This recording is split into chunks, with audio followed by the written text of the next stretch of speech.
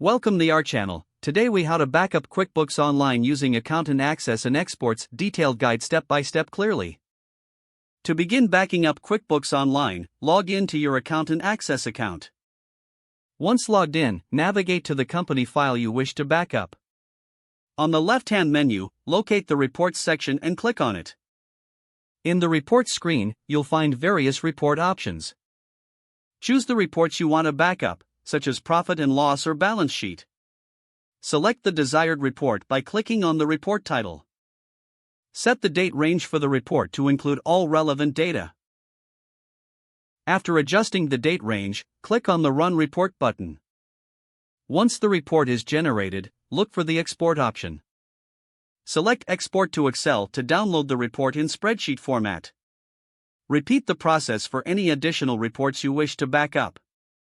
Next, access the gear icon located in the upper right corner. From the drop-down menu, select Export Data. In the Export Data section, choose the type of data you want to export, such as lists. For lists, select lists and choose items like customers, vendors, or products. For transactions, select transactions and choose types like invoices or bills. Choose the date range for the exported data.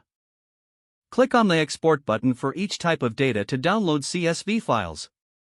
After downloading the files, organize them in a designated backup folder on your computer. Ensure that you label your files clearly for easy identification.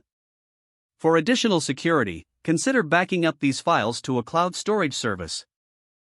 Finally, regularly repeat this process to keep your QuickBooks Online data backed up and safe. If the page does not load, refresh the browser or try again in a private or incognito window. Make sure you are using the correct email address, then retype it carefully to avoid small typos. If your password is not accepted, use the Reset option and create a new strong password you can remember. Check your spam folder for verification or security emails, then complete any requested confirmation steps. Enable two-factor authentication if available to improve account security and reduce unauthorized access risk.